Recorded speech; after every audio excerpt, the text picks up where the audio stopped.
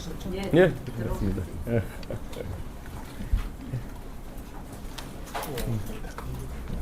반갑습니다.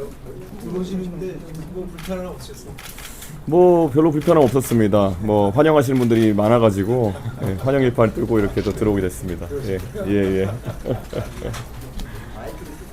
아, 예, 예, 예. 환영 인파가 많아가지고 예, 환영 인파를 또 뚫고 이렇게 들어왔습니다. 좋게 말씀해서 감사합니다. 예, 예. 네, 원장님 뭐 무엇보다도 이렇게 저희가 성남시 의료원에 또 관심을 갖게 된 것은 또 공공의료원이라는 것이 어떻게 운영되고 있는 또 실태를 저희가 또 파악하고 그 안에서 또 제가 듣기로는 원장님께서 이 시스템을 지속 가능하게 운영하기 위해서 많은 노력들을 하고 계시다 이런 말을 전해 들었습니다. 그렇기 때문에 저희가 정치인으로서 또 파악해야 될 부분이 있는지 그리고 또 이것이 과연 성남시의 사례를 바탕으로 해서 확장적으로 다른 곳에 적용될 수 있는 사례인지 아니면 우리가 또 참고해서 또 지적해야 될 부분이 있는 것인지 이런 것을 한번 배우러 왔습니다. 예. 네, 감사합니다. 뭐 이준석 대표님 너무 우리나라 전체 국민들이나 또 우리나라 전체에서 많이 애써주셔서 감사드리고 또 의료에 관해서 혹시 뭐 저에게 궁금하신 게 있다면 제가 뭐 얼마든지 저희가 제 의견을 예. 개인의 의견이지만 말씀드리도록 하겠습니다. 예. 그리고 특히 우리 이준용 의원님은 이번에 의정 사태 때 정말 오르신 말씀 많이 하셔가지고 내일 190곡 아주 반갑습니다. 수고 많이 하셨습니다. 네, 원장님 시작하겠습니다. 네. 네. 안녕하십니까. 금일 행사의 사회를 맡은 성남시 의료원 관리부장 김규수입니다. 예. 행사에 앞서 오늘 참석해 주신 분들을 소개해 드리도록 하겠습니다. 먼저 개혁신당 이준석 대통령 후보님 참석하셨습니다. 예.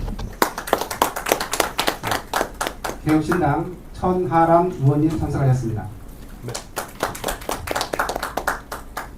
개혁신당 이주영 의원님 참석하셨습니다. 한호송 의료원장님 참석하셨습니다. 네, 감사합니다. 윤종필 행정부원장님 참석하셨습니다. 이상으로 참석자 소개를 마치겠습니다. 다음은 이준석 후보님 인사 말씀이 있겠습니다.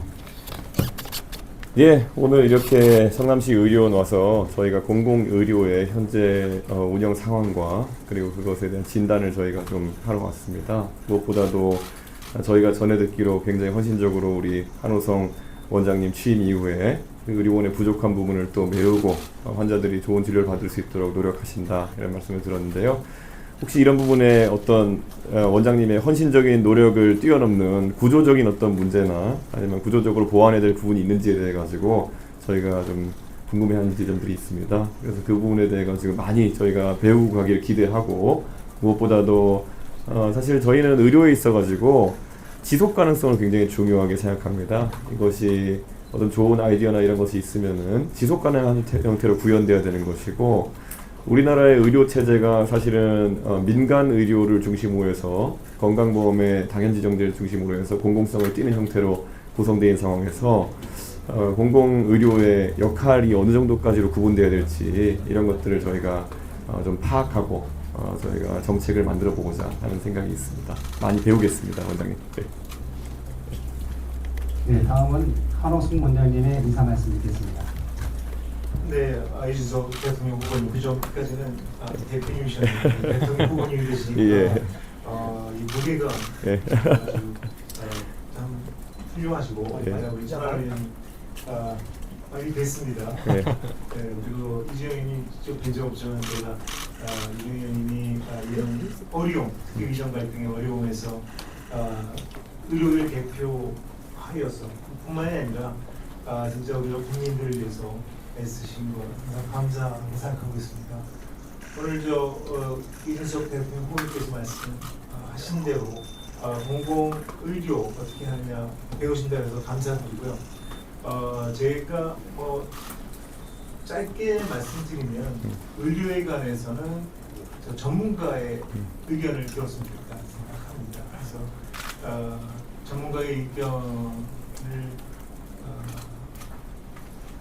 중요하게 생각하지 않고 본인의 의견대로 하다 보면 역시 그 우리나라 국민들을 위해서 또 의료를 위해서 옳은 방향이 아니라고 생각합니다. 그래서 공공의료 제가 이따가 하겠지만 제가 말씀드리고 싶은 내용은 의료는 전문가의 의료 계획에 물어서 또 합의해서 또 협상해서 했으면 좋겠다는 생각을 강력하게 하고 있습니다. 감사합니다. 예. 네, 다음은 성남시 의료원 현안 보고가 있겠습니다. 앞에 화면을 봐주시기 바랍니다. 현안 보고의 목차는 다음과 같습니다. 먼저 의료원 소개입니다.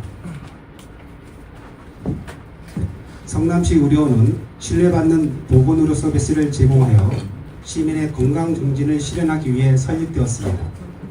이를 위해 봉사, 협력, 발전, 청렴의 가치로 지역사회 공공의료를 선도하는 병원, 책임지는 응급의료 서비스를 제공하는 병원, 진료, 연구, 교육의 조화로 발전하는 병원, 시민과 직원들이 자긍심을 갖는 병원을 위해 매진하고 있습니다.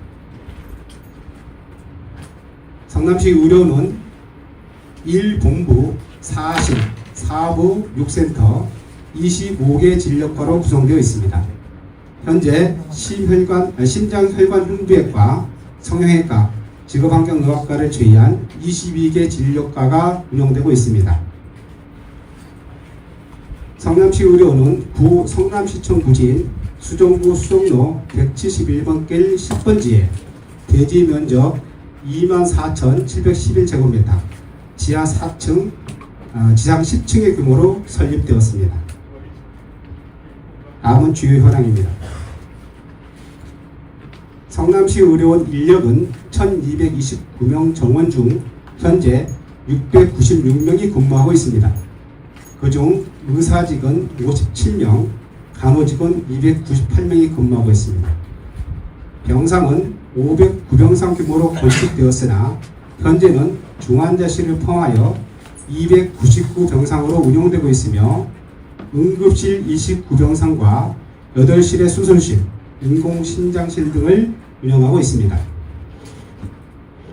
다음은 의료원 환자 현황에 대해 설명드리겠습니다.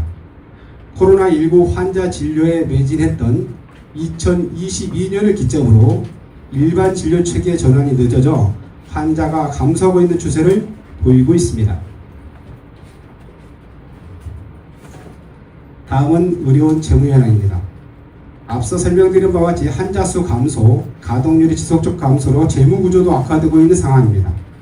2020년 226억 지원받던 성남시 출연금을 2025년에는 483억을 지원받아 운영하고 있으며 현재까지 누적 출연금 3,094억 원을 지원받았습니다. 다음은 의료원 운영상 문제점입니다.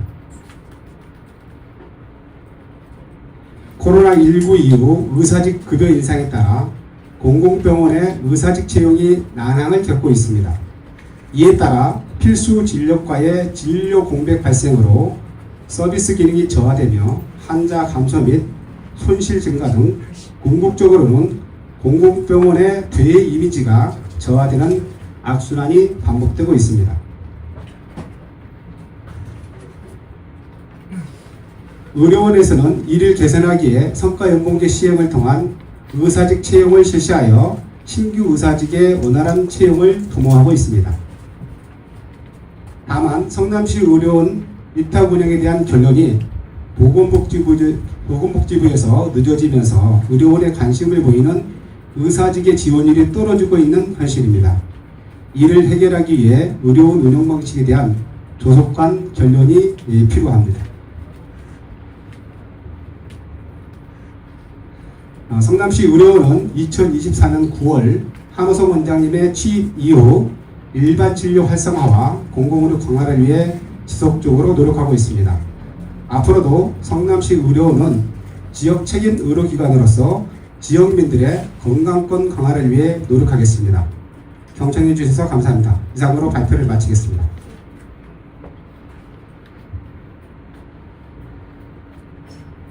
네, 뭐 우리 이준석 대통령 후보님, 예. 천하람 의원님, 이주영 의원님 혹시 뭐 궁금하신 저희가 이제 마주 예. 좀 있는 그대로를 좀 보여드렸습니다. 그래서 혹시 뭐 궁금하신 점 있으시면 뭐 이주영 의원님 뭐 잘 알고 계실 거로 생각합니다. 하지만 또 제가 성남시 의료원장으로서 예. 또 저희 의견을 물으신다면 제가 제 의견을 말씀드리겠습니다.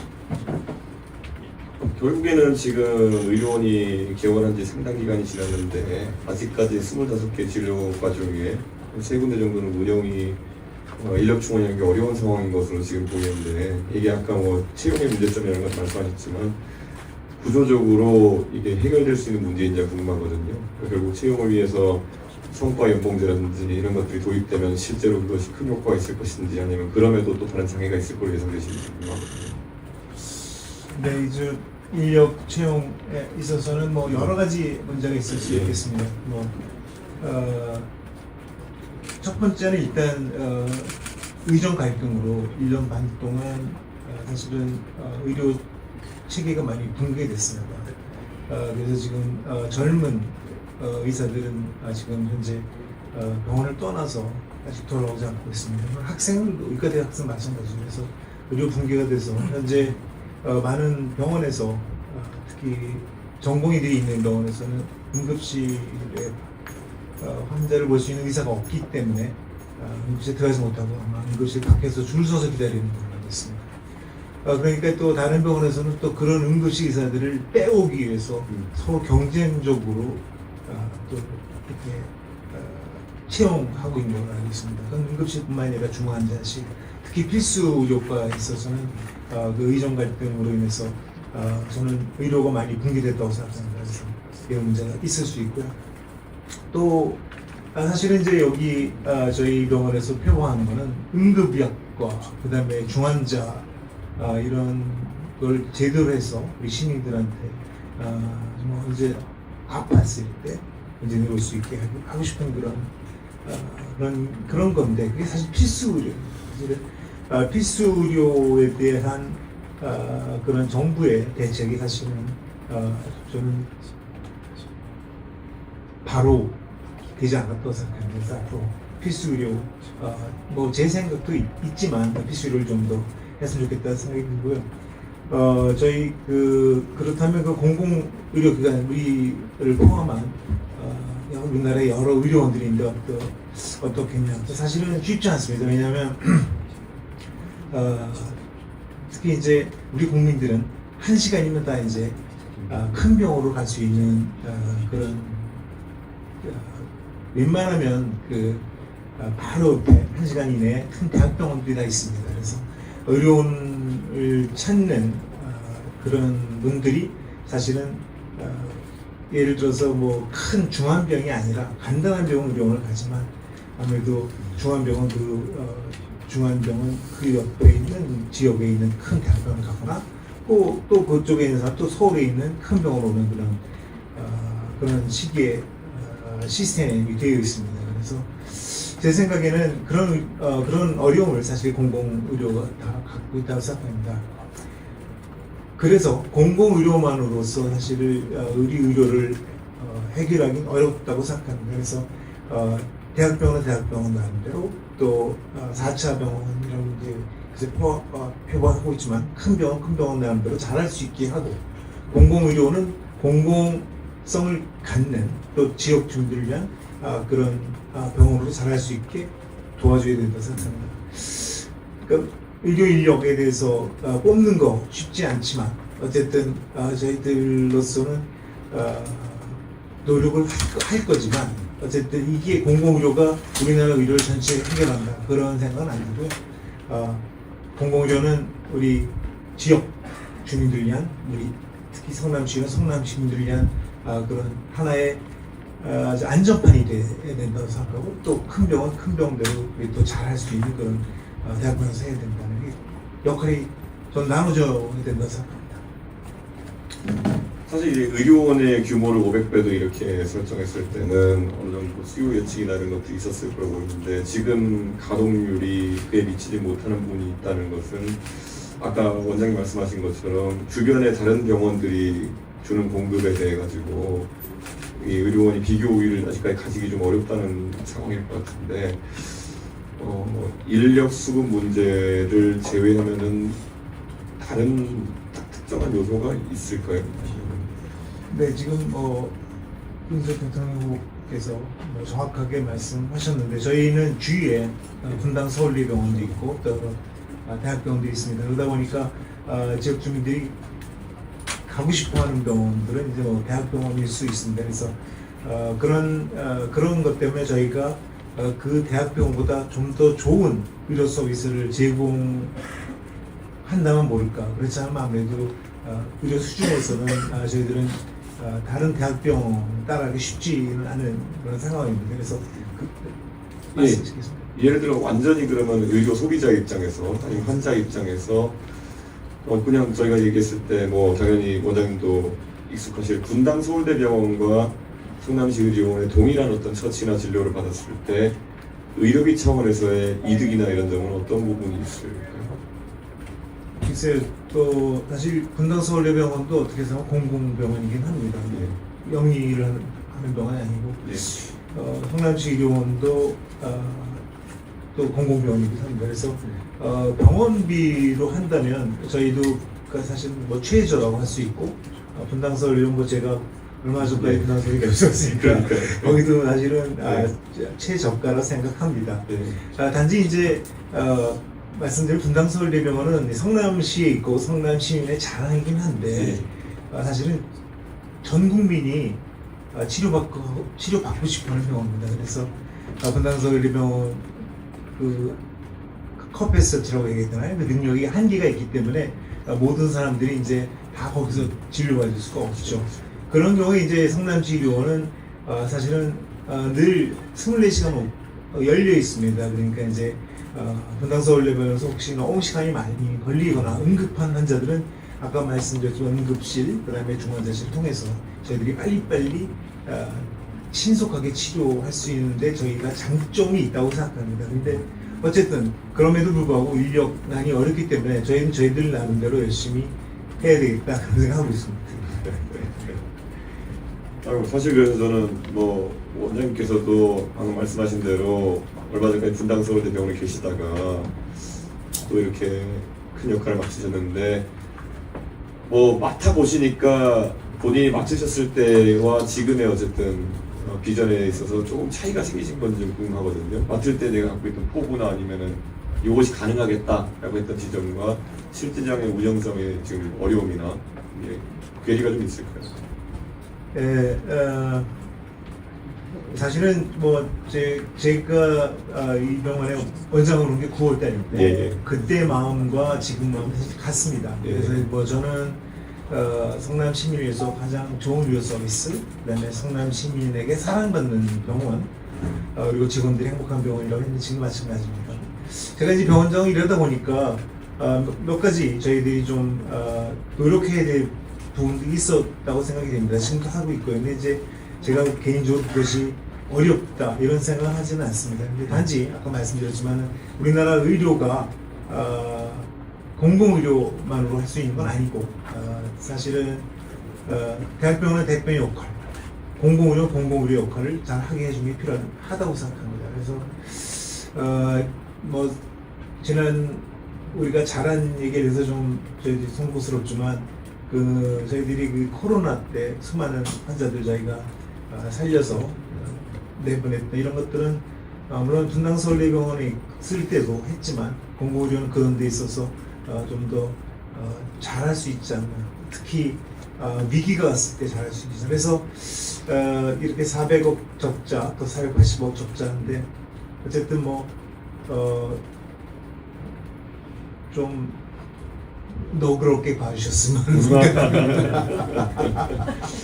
저희가 뭐 적자가 난다 해가지고 이게 뭐 문제가 된다 이런 인식을 가지기보다는요. 이게 더 활성화될 여지가 어떤 방향으로 이제 개선 가능성이 있느냐. 네. 그것이 저희 파악되면 그것을 진행하도록 할 것이고, 그럴 때면 당연히 적자폭도 줄고 할 것이라는 기대가 있는데, 이게 오히려 수치상으로는 갈수록 열화되거나 악화되는 모양새가 나오게 되면은 그게 또 정치권의 설득력을 좀 잃을 수 있는 부분이 있어가지고, 사실 이 성남시 의료원도 설립과 운영 과정에서 이것을 주관하셨던 시장님이 또 바뀌기도 하고 또 정당이 바뀌기도 하면서 여러 가지 부침이 있을 수 있는 걸로 알고 있습니다. 그런데 혹시 우리 윤 원장님은 어떻게 보십니까? 이런 게 개선의 가능성이나 아니면 변화의 가능성 어디서 저희가 좀 봐야 될까?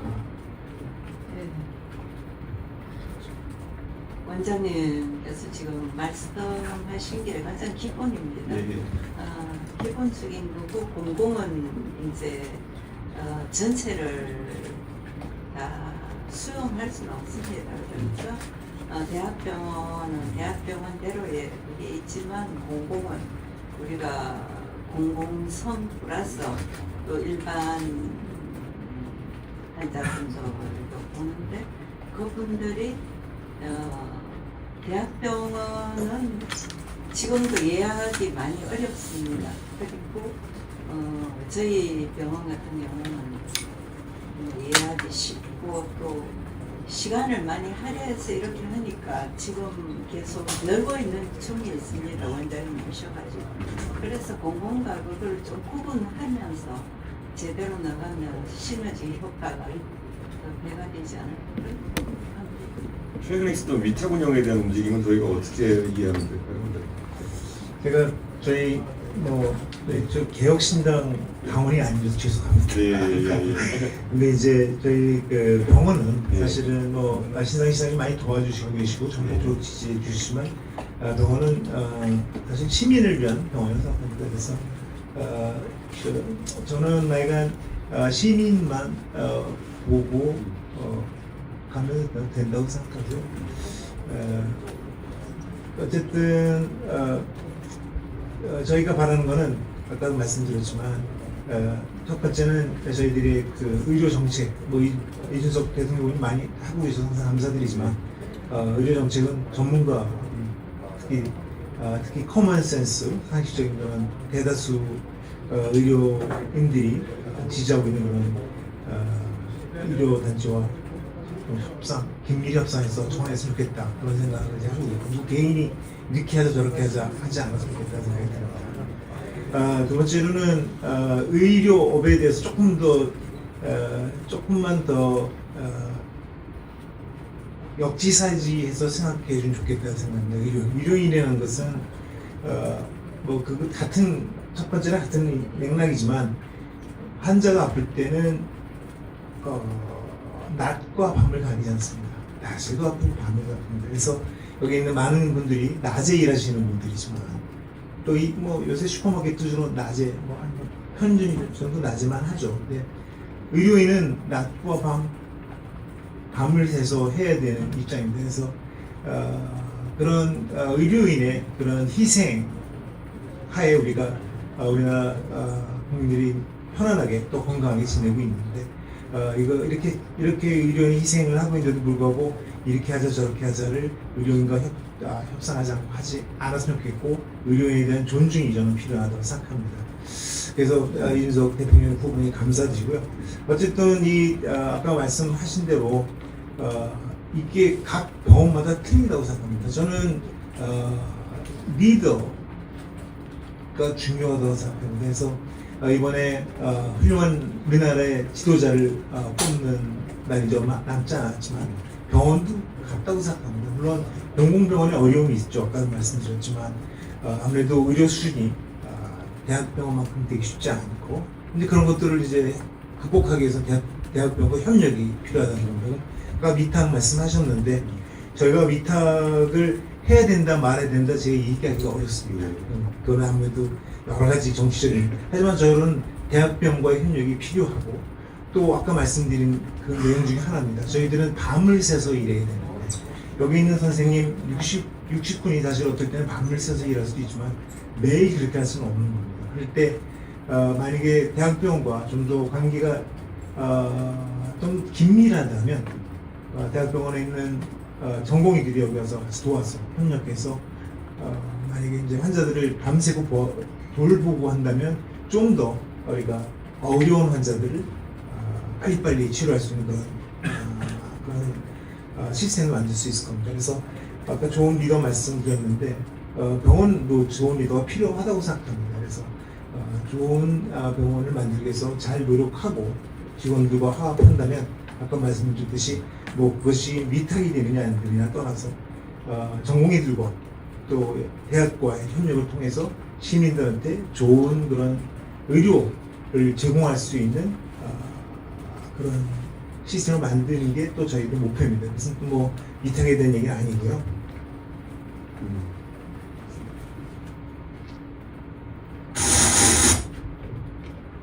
원장님, 원장 원장님 귀한 시간 내주셔서 감사드립니다. 저는 아시다시피 병원에 오래 있었던 사람이기 때문에 공공의료에 대해서도 공공의료원들과도 많이 역할을 했었습니다. 응급실에 있을 때도 코로나 3년이 들어가 있는 시기였기 때문에 여러 역할을 해주신 것에 대해서 진심으로 감사드리고 또 의료원 같이 해주고 계신 다른 간호사분들 그리고 그 외에 보건의료 직역 여러분들께도 이 자리를 빌어서 진심으로 감사드립니다.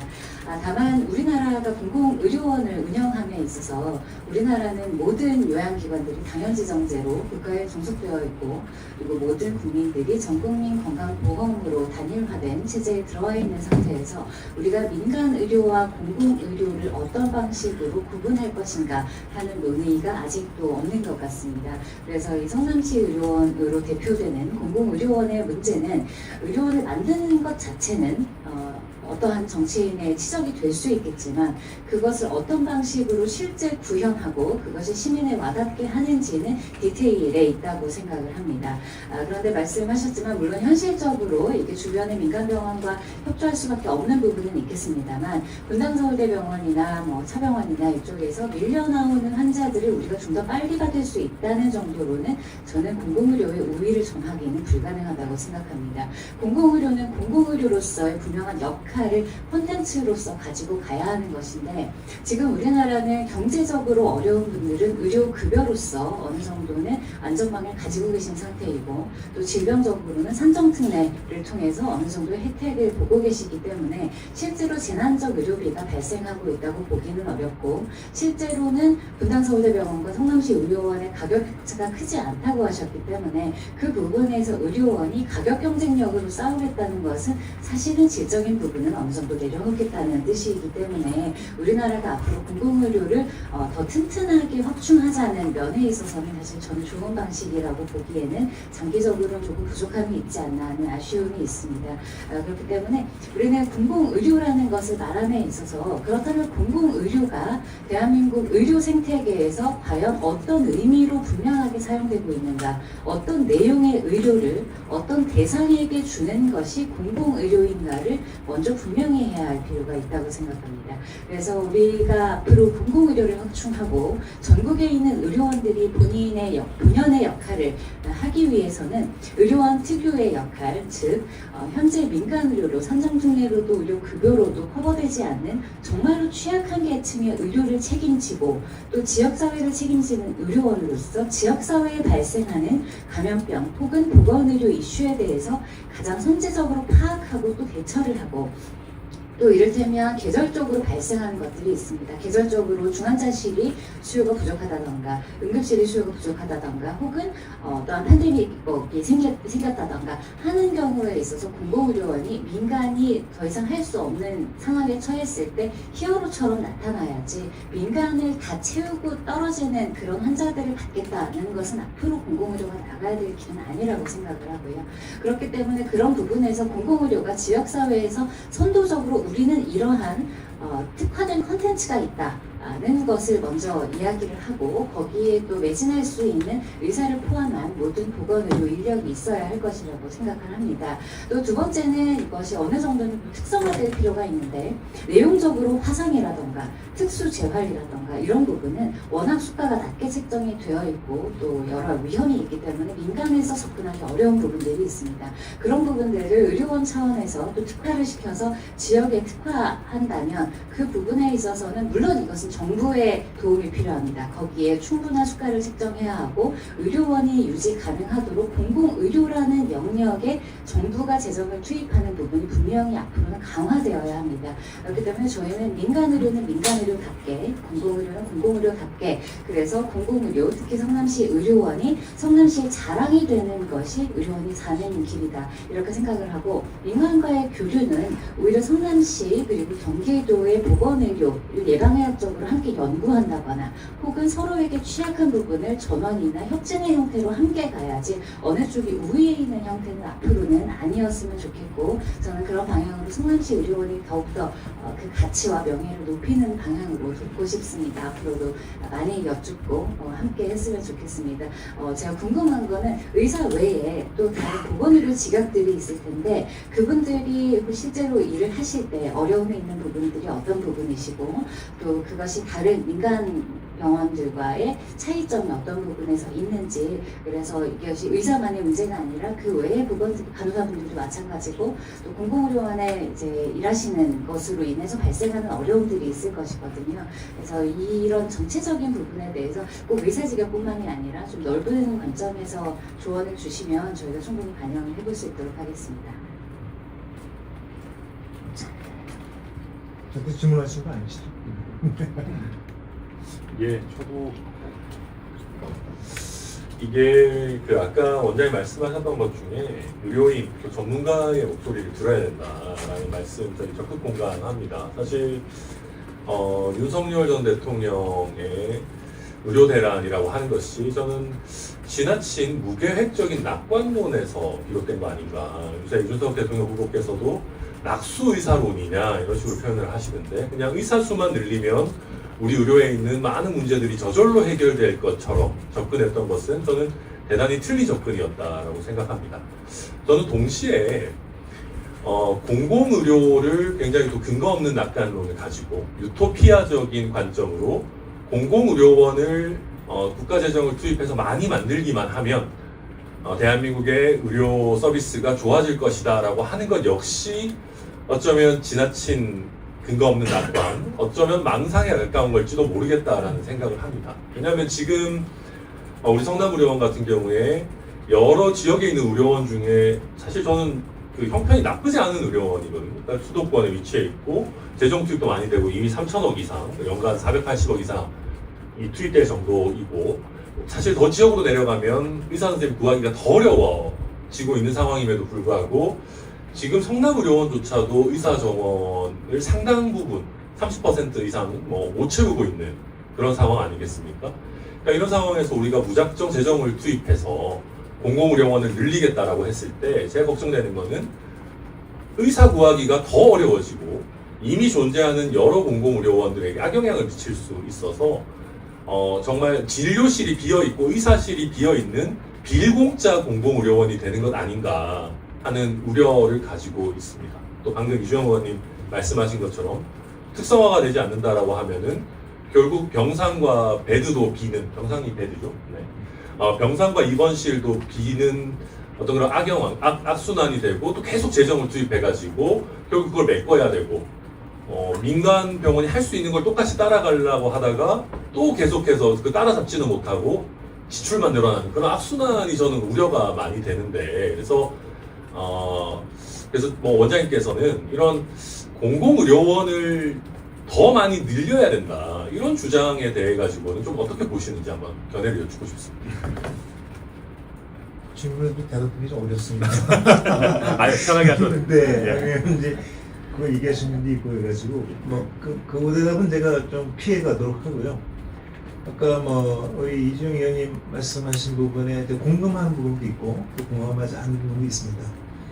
특히 공감하는 부분은 의료원이 특히 민간에서 소외되어 있거나 특히 우리 병원의 장애인 위한 그런 건강검진과 저희들이 치과 혹은 재활치료 이게 잘 되어 있습니다. 그런 것들을 민간에서는 하기 어렵습니다. 근데 그런 역할도 해야 되는데 이제 제가 공감하기 어렵다고 말씀드리면 이제 그거는 우리가 공공의료기관으로서 해야 되는 일이고, 그렇지만 병원으로서 의료원으로서 저희들이 또 의료라는 걸 해야 됩니다. 그것이 그 따라잡기 위한 거나 이건 뭐 그런 건 아니고 저희들이 기초적으로 해야 되는 게 있습니다. 그래서 하지만 이제 공공의료 아까 천하람 의원님 말씀하신 거에 답이 될지 모르지만 공공의료가 우리의 모든 의료를 해결할 수 있는 많은 키, 도끼방망이는 아니라고 생각합니다. 그래서 우리 현재 잘 되고 있는 의료, 우리나라 의료가 사실 최고 아니겠습니까?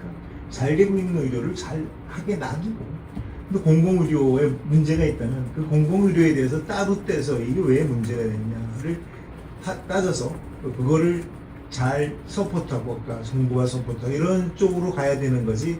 공공의료를 더 많이 만들어서 그 전체 우리나라 건강 문제 해결하겠다는 거에 대해서는 의아심이 좀 있긴 합니다. 네, 답이 됐습니다. 답을 얘기했네. 알아들었습니다. 예, 뭐 오늘 저희가 저희 예. 병원에서 경기도에서 특화돼서 하는 게 행동 발달 정진센터가 있거든요.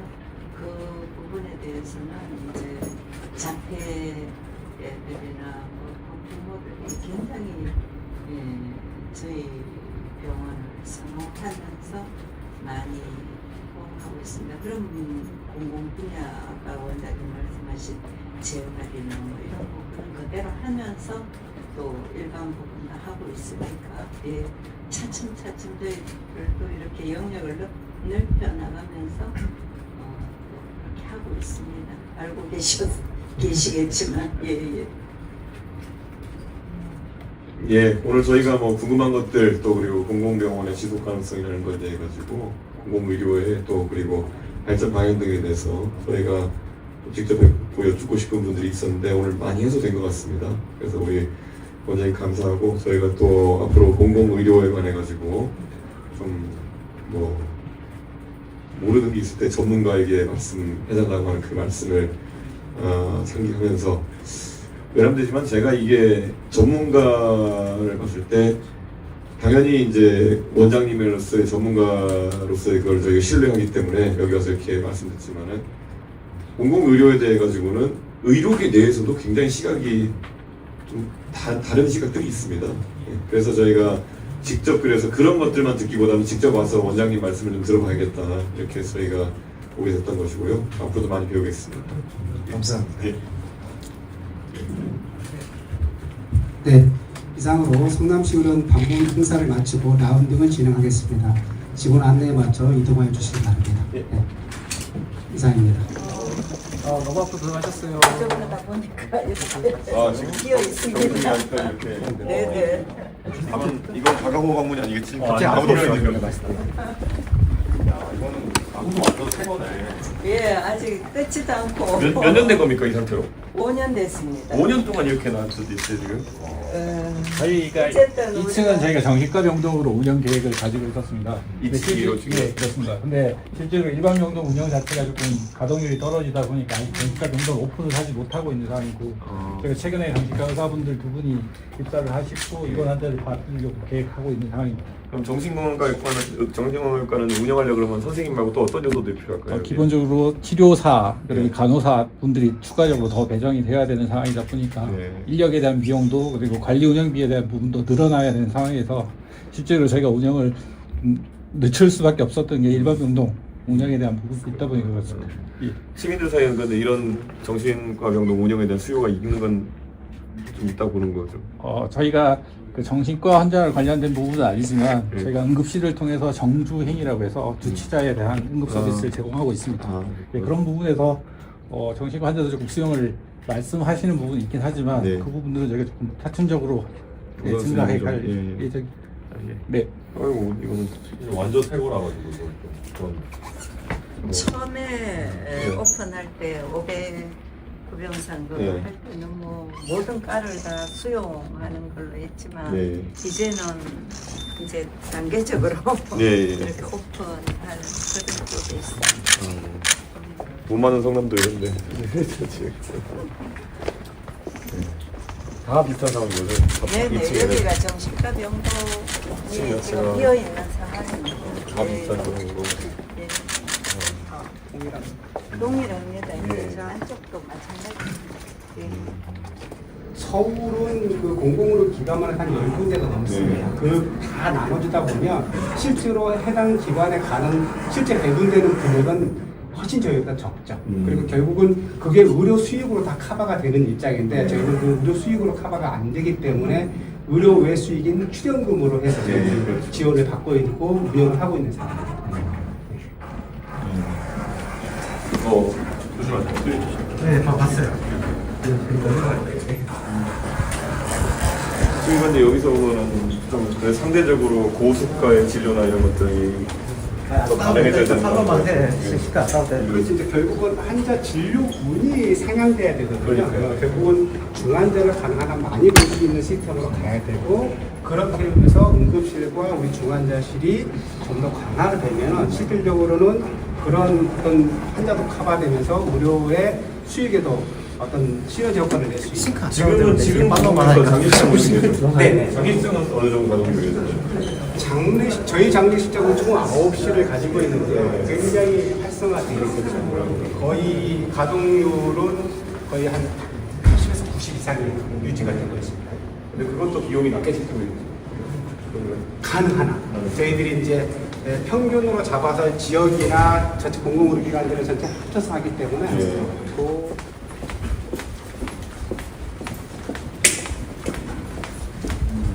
이게 보통 저희들이 한개 병동에 49개 병상을 가지고 있습니다. 네. 그 49개 병상 중에 여기 이게 49개 들어있고 이쪽 라인에 전부 다. 그 중에 저희들이 공공의료를 추구하면서 상급 병실을 최소화시켰습니다. 왜냐하면 이제 시민들 환자분들의 부담을 줄이기 위해서 그래서 1인실 하나하고 2인실 하나밖에 없고 나머지는 전부 다 4인실로 구성되어 있습니다. 그래서 의외로 성남시 의료원을 입원하고자 하시는 분들은 상급 병실을 이용하기 어렵습니다.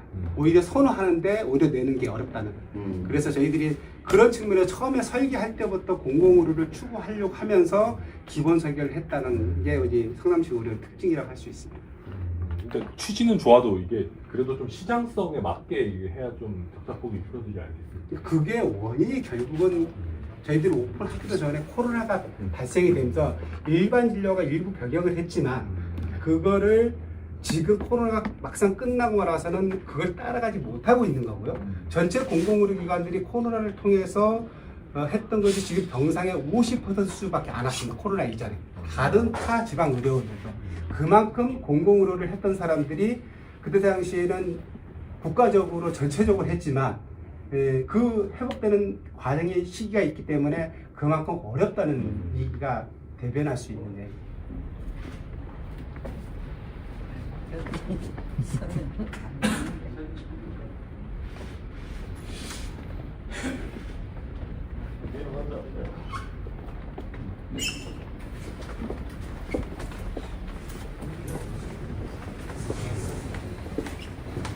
후보가 지금 빈 병실을 둘러보고 있습니다. 저조한 병상 가동률 상황을 보기 위함이지요. 이재명 민당 후보의 공약인 공공병원 확대에 한계를 던지셨습니다.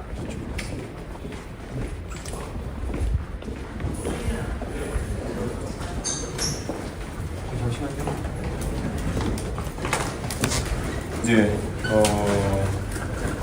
오늘 저희가 이 공공의료의 한 구현된 케이스로 하나인 성남시 의료원에 와서 현장을 둘러봤습니다. 근데 이게 성남시는 우리가 잘 아는 것처럼 기초자치단체 중에서 불교부 단체로 상당한 재정적인 여력이 있는 곳이고 그로 인해서 다른 공공의료원에 비해 가지고 꽤 많은 액수인 400억 원 가까운 금액이 지원되는 곳임에도 불구하고 그리고 지금까지 3,400억 정도의 누적 그런 비용 지원이 있었음에도 불구하고 아직까지 병원이 기획된 것만큼 활성화되지 않고 빈 병실을 저희가 오늘 확인할 수 있었습니다. 물론 이곳에 의료진이 제한을 한 정도에서 헌신적인 노력을 하고 있는 점도 아시겠지만은 저는 한편으로 아쉬운 측면이 좀 있습니다. 지금 애초에 이런 공공의료에 대한 수요 예측이나 아니면 운영 모델에 대한 연구가 제대로 되지 않은 상황에서 이것이 진행되는 것이 아닌가 하는 생각을 하게 되어 있고 이것이 사실 이재명 변호사 시절부터 이재명 후보가 역점 사업으로 추진해 왔던 것인데 이것의 지금 현재 상태를 성공적이라고 평가하는지, 그리고 성공적이라고 평가하지 않는다면은 이것을 왜 더 확대하겠다고 국민들에게 공약하는 것인지, 보통 우리가 시범 사업조로 아니면은 초기 사업조로 한두 군데 진행해 볼 수는 있습니다만은 재정 여건이 기초단체단체 중에서는 제일 좋은 곳 중에 하나인 성남시에서 이 시도가 좀 부족한 측면이 있었다면은 지방이나 이런 곳의 의료를 공공의료로 해결하겠다는 그의 발상 또한 좀 이해가지 않는 부분이 있는 거 아닌가. 그래서 저는 조금 더 깊게 탐구하고 이런 부분에 대해 가지고 이재명 후보의 의료 정책의 비현실성에 대해서 또 짚을 그런 예정입니다. 네, 질문 받겠습니다. 네. 질문 있으신가요? 후보님, 이재명 후보가 호텔 경제 이런 거에 대해서 그 승수 효과를 얘기한 건데 좀 이해를 잘 못하는 것 같다 이런 식으로 계속 반박하는 식으로 나오는데 네. 이 점에 대해서 좀 이해를 못하면은 바보 아니냐라는 식으로까지 얘기하셨거든요. 그런데 이해를 못하는 사람이 이준석을 지칭하는 게 아니라 그냥 본인을 안 찍을 것 같은 일반 대중을 대상으로 해가지고 그런 광역 도발을 한 것 같거든요. 저는 이재명 후보의 그런 인식 자체가 굉장히 민망합니다. 어떻게 본인이 유권자에게 어떤 공약을 하고 정책을 설명하고 그것도 가르치듯이 이것이 경제다, 경제란 이런 것이다 이런 식으로 계몽하듯이 했거든요. 그랬으면은 이해하지 못하는 분이 있으면 더 자세하게 설명하거나 더 이해가는 방법으로 설명하거나 하는 것이 정치인의 자세일 텐데 못 알아듣는 바보다 뭐 이런 식의 접근을 하는 거는 이건 굉장히 고압적이고 권위주의적인 그런 어떤 정치를 하려는 것이 아닌가 라는 생각을 하게 됩니다. 호텔 경제학에 더해가지고 지금 이 성남시 공공의료의 상태를 본다 하더라도 본인이 사실 변호사 시절부터 역점을 둬가지고 추진했던 이런 사업이 지금 500여 개의 병상 중에서 거의 한 200여 개의 병상이 저렇게 침품 상태로 5년 가까이 방치되어 있다고 한다면은 이것은 이걸 해결하기 위해서 경기도지사 시절도 그렇고 언제든지 책임 있는 행동들을 했어야 되는 거 아니냐 그런 생각인데 막상 이렇게 지를 때는 본인의 치적으로 이렇게 포장하고 나중에 그 관리가 사후에 안 되는 것은 전형적인 그냥 치적 쌓기 정치 하는 거 아니냐 이런 생각이 듭니다. 그래서 그 이재명 후보의 그런 국민에 대한 도발은 꼭 국민에게 심판받게 될 것이라고 생각합니다. 다른 질문 경인일보 김태강 기자입니다. 네. 국민의힘에서는 어제 그 지역 공약으로 성남시 의료원을 대학병원에 위탁하겠다고 발표했는데 네. 이 부분 어떻게 보시는지 궁금하고요. 또 분이 아직 경기도 지역 공약에 대해서도 구체적으로 발표하시지 않은 걸로 알고 있는데 혹시 앞으로 발표할 계획이 있으신지? 지역 단위 저희가 12월 공약 같은 것들을 지금 공약팀에 준비하고 있습니다. 그럼 발표하면 바로 언론에 공개할 수 있도록 하겠고요. 아마 국민의힘에서 공공의료원에 대해 가지고 문제의식을 갖고 있기 때문에 위탁안을 이야기한 것으로 보이는데요. 저는 근본적으로 이 성남시 의료원의 수요 예측에 대해 가지고 의문을 가지고 있습니다. 그래서 이것이 아까 원장님도 말씀하셨던 것처럼 주변의 대학병원들, 그중에서도 굉장히 우수한 대학병원들이 반경 한 10km 이내에 존재하고 있는 상황 속에서 과연 어떤 비교 우위를 바탕으로 해서 성남시 의료원이 의료 소비자의 선택을 받을 수 있을 것이냐 이에 대한 답이 굉장히 중요한 것인데 단순히 지금 위탁 형태로 가면 달라질 것이다 이런 것들도 저는 아이디어 차원에서는 모든 것이 나올 수 있다 생각하지만 좀 걱정이 되는 부분이 있습니다. 저는 당연히 위탁 운영에 대한 공공의료의 위탁 운영에 대한 사례도 성공적인 사례가 몇몇 있기 때문에 속단할 필요는 없겠습니다만은 저는 우선 이 해답은 본인이 이게 꼭 필요하다고 해가지고 진행했던 이재명 후보가 해야 될 필요성이 있다. 아닐 수 있다. 네. 공공의료의 지속 가능성에 대해서 말씀하셨는데 후보님께서 생각하시는 공공의료의 지속 가능성은 뭔데? 무엇인지 구체적으로 설명해 주세요. 저희 이주영 의원님께서 말씀하신 것처럼 지역사회의 어떤 일반적인 의료 서비스가 담당하지 못한 영역이 있다면은 그것을 특화하는 것이 중요하다 그런 생각을 하고 있습니다. 그래서 그런 부분은 지역별로 발굴하면은 좀 다른 요소들이 있을 거거든요. 그게 중요하고 지역 내의 어떤 역학조사라든지 충분히 담당해야 될 그런 업무들이 있을 거로 보입니다. 보건소들과 함께 해야 될 업무가 있을 거로 보이는데 그런 부분을 중점적으로 다뤄야 된다 이런 생각을 하고요. 의료 소비자는 굉장히 냉정합니다. 그렇기 때문에 공공자가 붙었다 좋은 게 아니라 내 병을 잘 고치면 좋은 겁니다.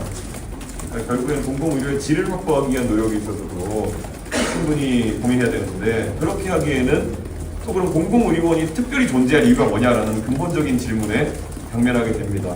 저희가 얘기했듯이 우리나라의 의료체계는 대부분 민간병원에 의해서 담당되어야 되는 구조이고 건강보험의 당연가입제로 인한 필수 지정으로 인해서 대부분의 병원이 수가에 적용을 받고 공공성을 띠고 운영받고 있습니다. 그렇기 때문에 저는 애초에 공공의료만이 공공의 영역을 담당할 수 있다는 전제 자체가 조금은 잘못 설계된 것이 아닌가 라는 생각을 하게 됩니다. 예. 채널A 주민입니다. 오늘 성남시 의료원 방문하셨는데 예. 방문하시기 전에 예상하셨던 바와 비교해서 한 상황을 좀 어떻게 보셨는지. 우선 의료진 및 그리고 병원 운영하는 운영진에서 어떻게든 안 좋은 여건 속에서도 최대한 이 맥을 이어가기 위한 노력을 하고 있다는 것은 이미 오기 전에 들었습니다. 그런데 당장 우리가 확인한 병동에서의 심풍 상태로 이렇게 유지되고 있는 병실이라든지 이런 것들은 누가 봐도 예산 추계가 좀 잘못되거나 아니면 수요 추계가 잘못되었다는 그런 인식을 갖기에 충분했다 이렇게 생각하고 제가 우려했던 바와 일치하는 부분이 있습니다. 그렇기 때문에 저는 물론 이 성남시 의료원이 이미 세금이 투입됐기 때문에 어떻게든 운영률, 가동률을 높일 수 있을 방법을 찾아내는 것이 맞다라고 생각하지만 한편으로는 이것을 전국적으로 확대하겠다는 이재명 후보의 생각에는 오늘 방문을 통해 동의하기 어려워졌다 이렇게 말씀드리고 과거에 저희가 4년인가요? 그때도 홍준표 경남도지사 주도로 진주의 진주 의료원의 운영의 방만 실태에 대해 가지고 사회적으로 이제 논쟁이 있었던 적이 있습니다. 그때도 많은 분들이 진주에서 공공의료원이 좋다고 하시는 분도 있지만 한편으로는 투자되는 아니면은 지원되는 세액에 비해 가지고 방만한 것이 아니냐는 지적도 많았거든요. 저는 마찬가지로 이 성남시 의료원 아직까지 가동된 지 얼마 되지 않았고 그리고 코로나 등의 영향이 있었기 때문에 조금 더 조심스럽게 지켜봐야겠지만은 이것에 대한 정확한 운영 모델이나 성과가 확립되기 전까지 전국적으로 이걸 확대해가지고 가겠다는 이재명 후보의 생각은 위험하다는 확신을 가지고 있습니다. 오늘 일정 관련은 아니긴 한데 네. 이동훈 수석대변인님이 SNS에 국힘 인사들이 주변 단일화 관련해서 연락하면서 16개 인사들이 당권을 좀 단일화하자 이런 제안한다고 올려주셨는데 네. 제안 있었는지랑 좀 어떻게 보시는지. 저에게는 논문 없습니다. 이게 아무래도 당권이라고 하는 것을 이야기할 계제가 저한테는 안 되는 것이 제가 그런 말과 관계없이 제가 국민의힘 대표를 행사해본 사람인데 당권이니 뭐니 해본 거에 대해서 환상이 없는 사람입니다. 그렇기 때문에 저에게 그런 말을 하는 사람은 없었다. 다만 저와 친분 있는 의원들 위주로 승리에 대한 절박함을 표현하면서 이야기해 오신 분들은 더러 있었다.